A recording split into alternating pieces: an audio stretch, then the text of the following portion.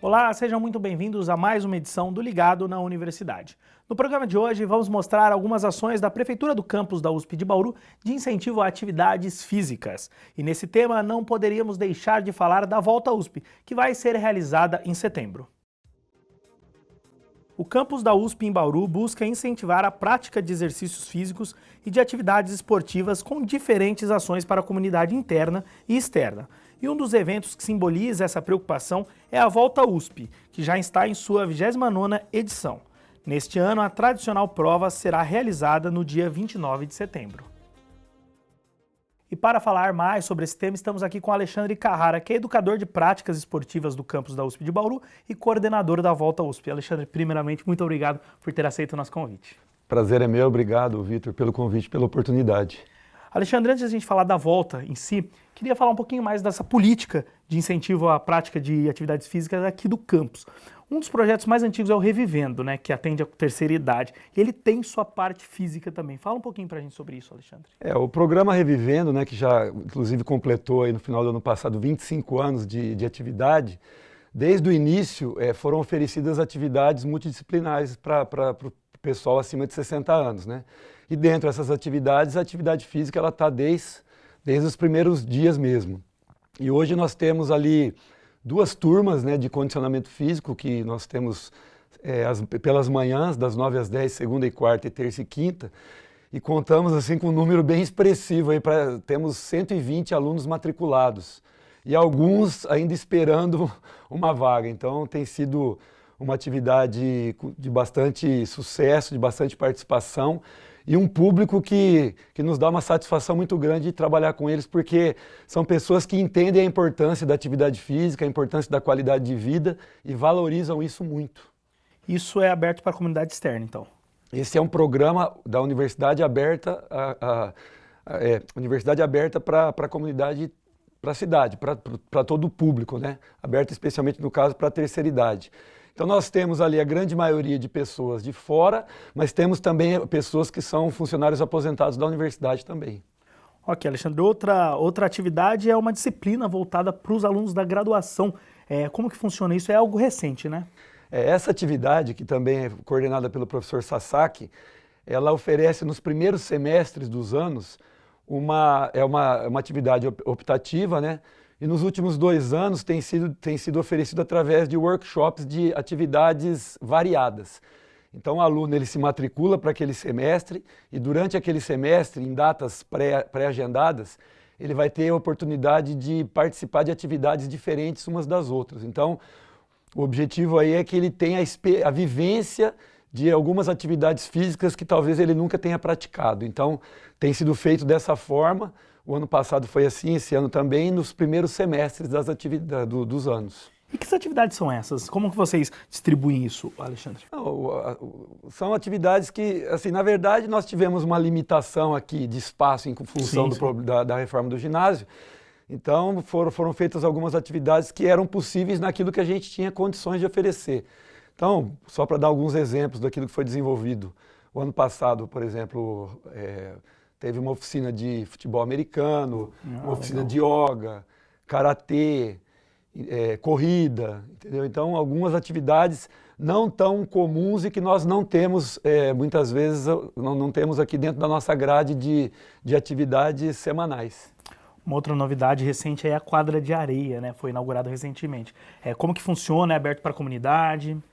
A quadra de areia, ela é parte da nossa estrutura, né? E ela tem como objetivo atender a nossa comunidade interna, Certo. alunos, funcionários, professores e dependentes.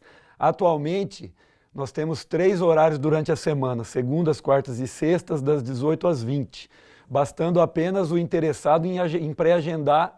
Ele entra lá no site da seção de esportes, ele vai ver lá o endereço para ele agendar, o telefone ou o e-mail, e ele agenda o horário lá e nós fornecemos toda a estrutura, o material, e incentivamos aí a formação de grupos para aproveitarem o espaço num final de tarde, é bem gostoso. Agora, a gente acredita que com a chegada aí da primavera, o calor, eu acho que nós vamos ter mais gente interessada nessa prática que é muito saudável. Projeto antigo, né, Alexandre? Sim, projeto antigo, foi na verdade na administração do professor Dagoberto que foi feito esse projeto, e agora aí na administração do professor Rubo, esse projeto foi retomado com incentivo muito forte do professor Rubo aí, junto com o nosso diretor, professor Carlos, a gente se tornou realidade esse desejo.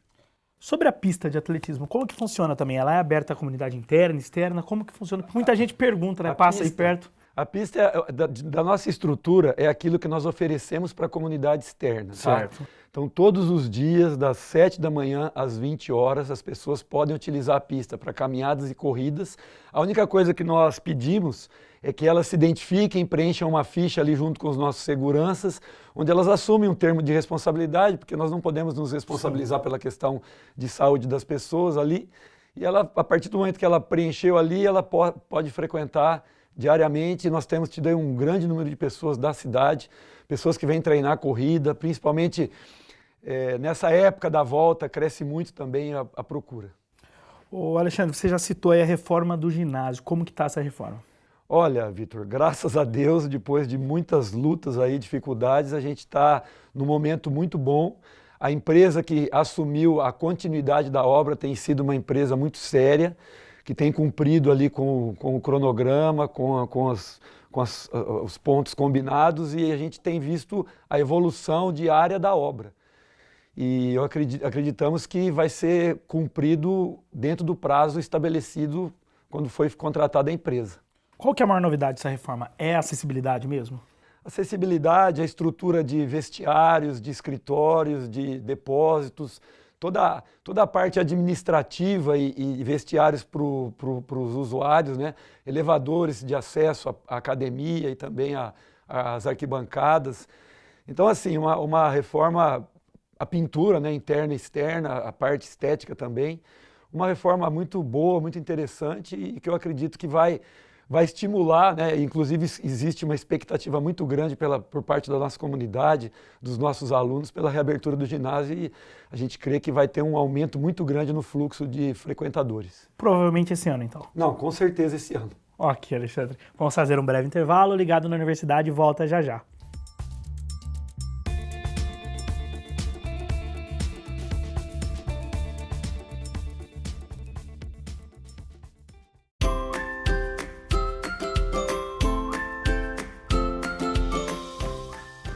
Meu nome é Carolina Zanoni Benatti e eu sou do primeiro ano de Medicina da USP, aqui de Bauru.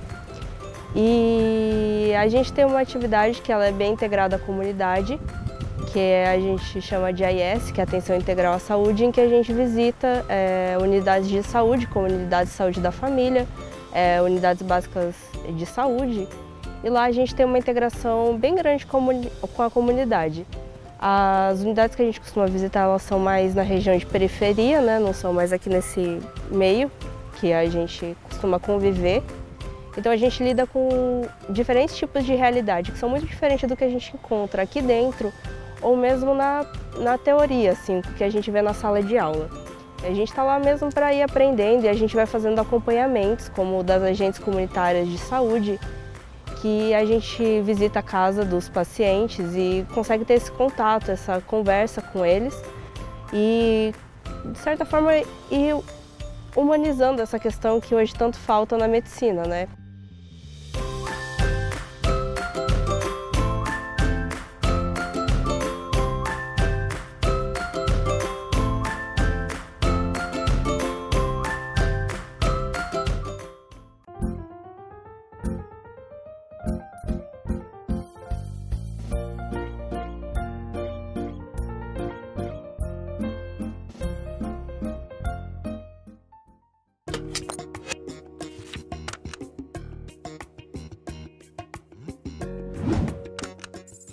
Dilatador nasal ajuda a respirar melhor?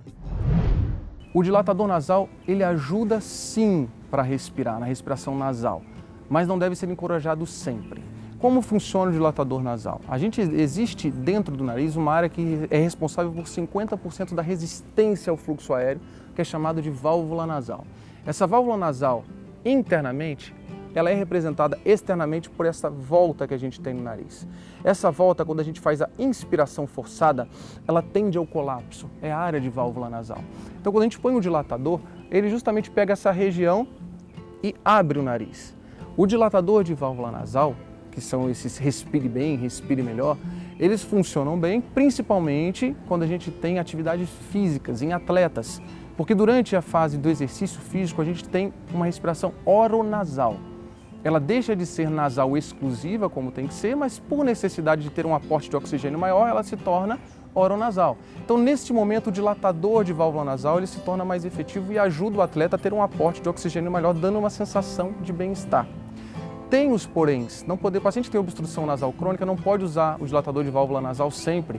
Primeiro que pode dar alergia de contato, dermatite de contato no local e não trata a causa base, que pode ser às vezes uma rinite, um desvio de septo, alguma patologia nasal obstrutiva e, portanto, deve ser avaliado para ser tratada a causa base.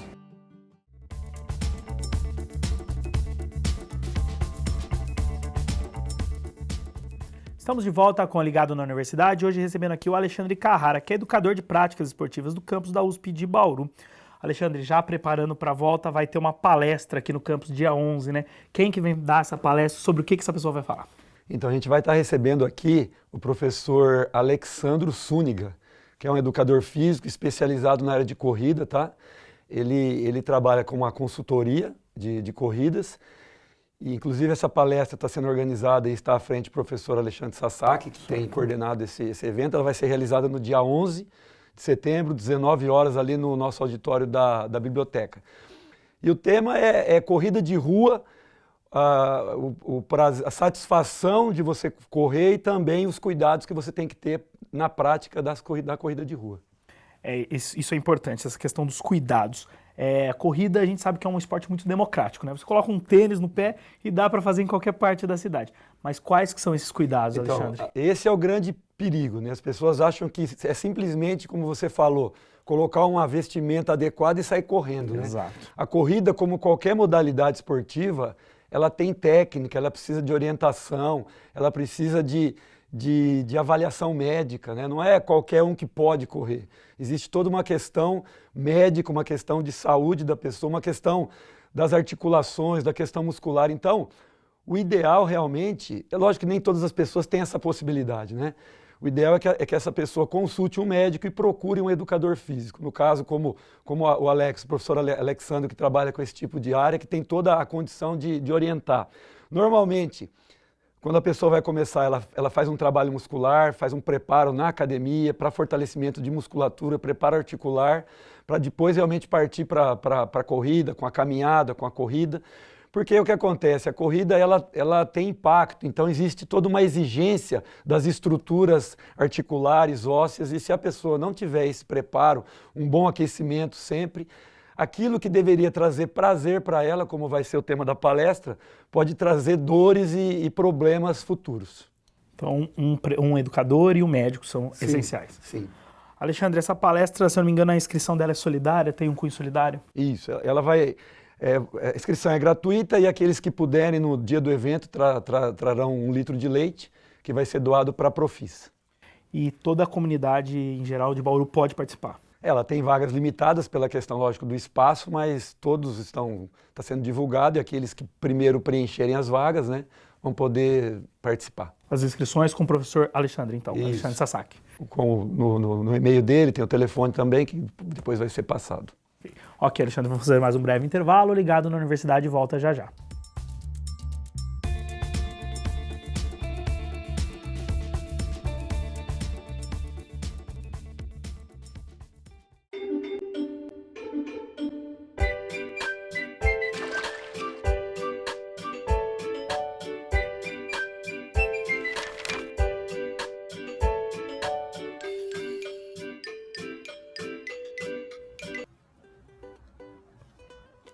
E aí, galera, vocês já ouviram falar sobre a importância do aleitamento materno? Pois é, o leite materno protege o bebê de muitas infecções e doenças. E é por isso que todas as crianças devem mamar no peito da mãe por no mínimo 6 meses de vida. Depois dos 6 primeiros meses, a mãe já pode alimentar o bebê com outras comidinhas. Mas é muito bom continuar com a amamentação também até os 2 anos. O bebê que mama no peito tem muitas vantagens, porque o leite da mãe, além de alimentar com todos os nutrientes necessários e proteger o bebê de algumas infecções, deixa a criança mais tranquila e aí o seu sono é mais eficiente. E o melhor de tudo, fortalece a ligação entre a mãe e o bebê. É isso aí, mamãe. Não pode deixar de amamentar, porque o leite materno é muito importante para o seu bebê.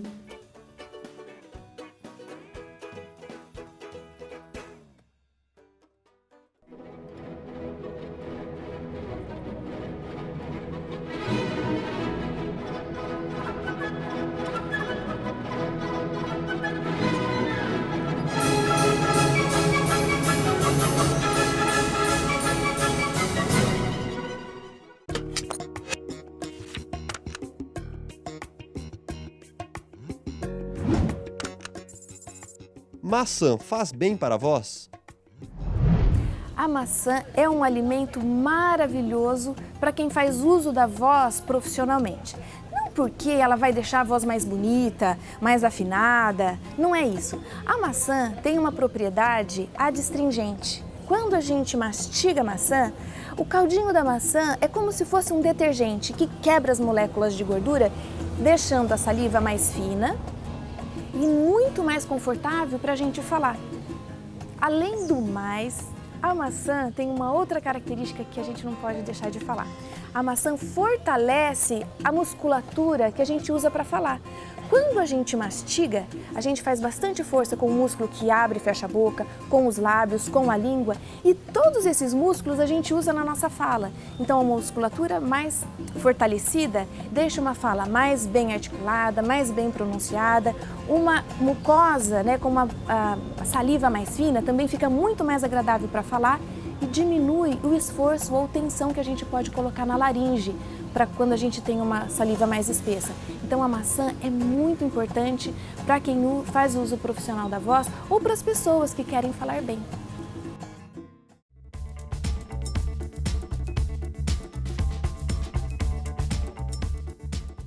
Estamos de volta com o Ligado na Universidade, hoje recebendo aqui o Alexandre Carrara, que é educador de práticas esportivas do campus da USP de Bauru e coordenador da Volta USP. Alexandre, sobre a volta agora, novamente serão 2 percursos? Isso.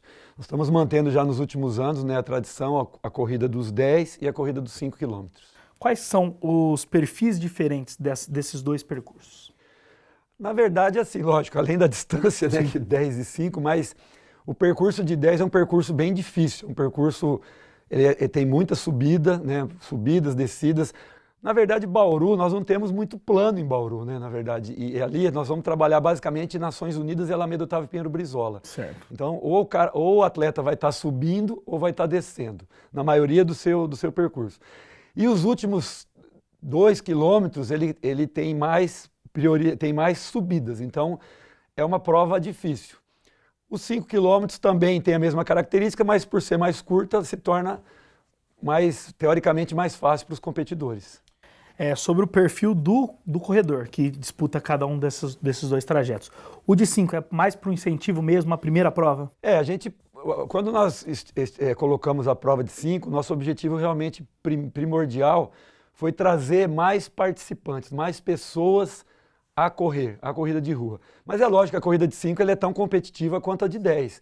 Então nós temos atletas no nível muito bom, temos atletas da ABDA, que é esse trabalho que é feito em Bauru, forte de atletismo, os atletas jovens ali da BDA.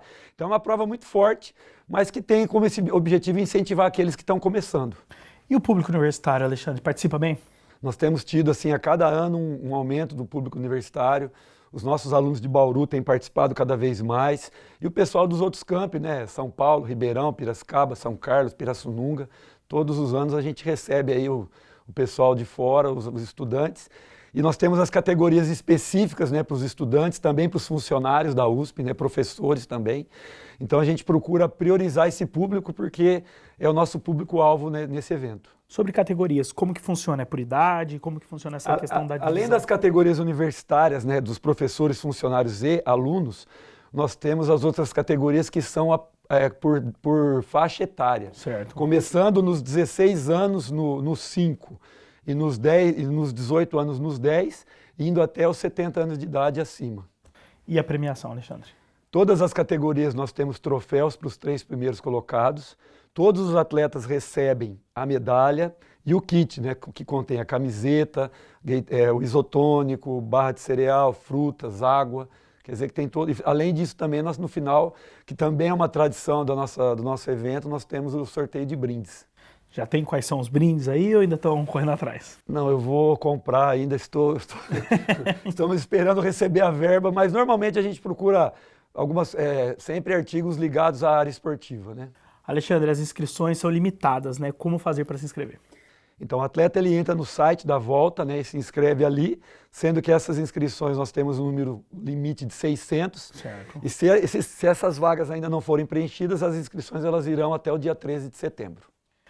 Alexandre, para finalizar, essa edição é quase que uma preparação para os 30 anos da volta ano que vem? Exatamente, nós estamos aí a 29ª, né, com toda a correria para que o evento seja feito com sucesso, mas já visando e focando provavelmente o dia 27, se eu não me engano, de setembro do ano de 2020, onde nós vamos realizar a 30ª volta, né, e com certeza um evento muito esperado, né, e nós temos tido, assim, por parte da nossa administração, na pessoa do professor Rubo, né, o desejo de realizar um grande evento, um evento que possa marcar a história da volta.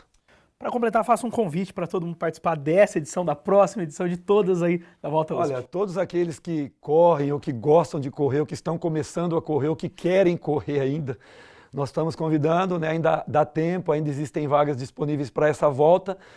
É uma festa, é um momento, é um congraçamento, é uma união da comunidade USP com a comunidade bauruense, com as cidades da região, com os outros campos da USP. Então vai ser um prazer e uma alegria muito grande receber todos aqueles que possam estar conosco nesse dia tão esperado, 29 de setembro. Alexandre, novamente, muito obrigado por sua participação aqui conosco. Vitor, eu que agradeço pela oportunidade. Um abraço. O Ligado na Universidade de hoje fica por aqui. Esperamos que tenham gostado e até a nossa próxima edição.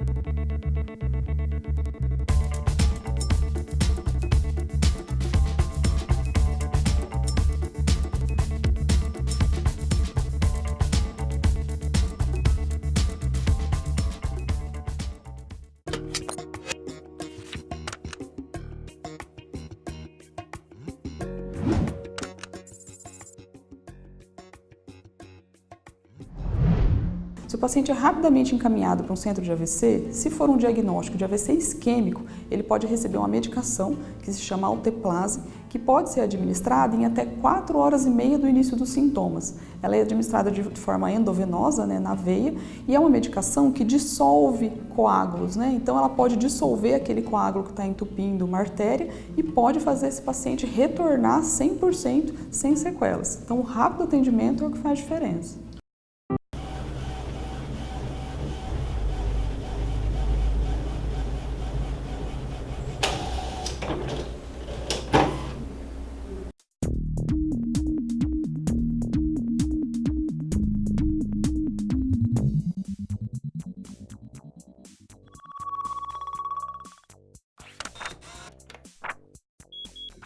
O senhor sabe o que é rinite? Rinite eu acho que é tipo de uma gripe, uma coriza, sei lá, eu penso que é isso aí. Pra mim, eu acho que a rinite é uma alergia que dá na parte do rosto nosso, assim, e é bem... incomoda bastante. Rinite deve ser nariz. Eu só sei até aí.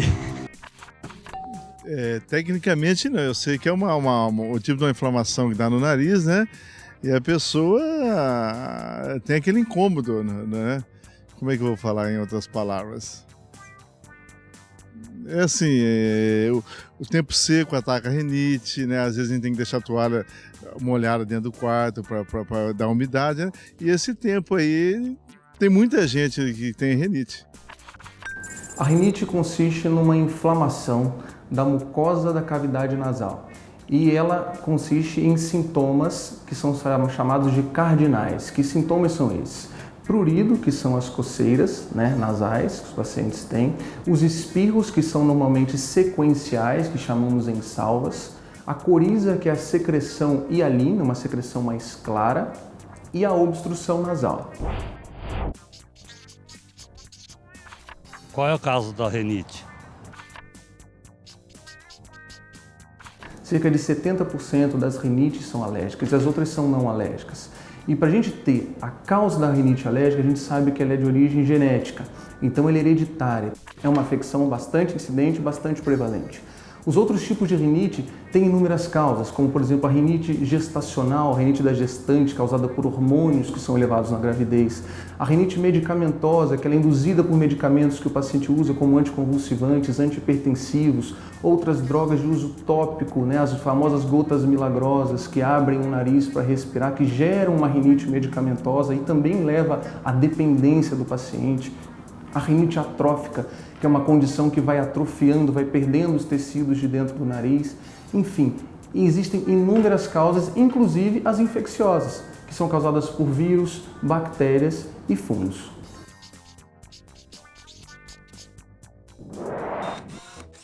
Qual o tratamento da rinite? Quando falamos de tratamento da rinite alérgica em geral, nós temos medidas farmacológicas, medidas não farmacológicas. Dentro das medidas farmacológicas, a gente inclui todos os medicamentos de uso tópico, ou seja, medicamentos que vão ser utilizados só no nariz, de forma local, né, que tem uma absorção para o organismo muito pequena. Então nós temos soro fisiológico em suas inúmeras apresentações, desde spray nasal, desde forma de aerosol, conta-gotas. Temos os corticoides, que são anti-inflamatórios tópicos, antialérgicos tópicos nasais, e as medicações de uso sistêmico, que também, ou seja, que são comprimidos tomados via oral que vão ser absorvidos pelo organismo e vão ter a sua ação na rinite.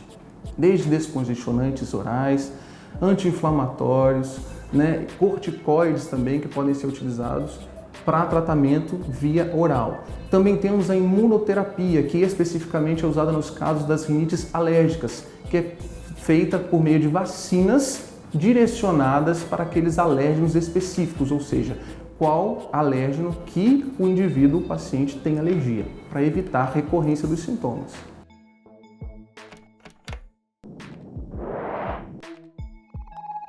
Qual a prevenção da rinite? Para a rinite alérgica, a prevenção é fundamental. Então, como a gente se faz? Evitar mofo, umidade, tapete, carpete, cortina, animais de pelo, né, como cachorro, gato, animais de pena, evitar ambientes muito fechados, com umidade, tentar manter uma umidade menor que 50%, ainda mais nesses tempos de baixa umidade relativa do ar, onde o ar está muito seco, a incidência de doenças respiratórias é muito grande, e principalmente a rinite alérgica. A chave para a prevenção disso tudo também é irrigar bastante o nariz com soro fisiológico, com todos os dispositivos já mencionados anteriormente, em todas as etapas do ano, principalmente nas épocas de frio e nas épocas de muito tempo seco, que isso agride a mucosa do nariz e isso propicia o desenvolvimento de rinite alérgica.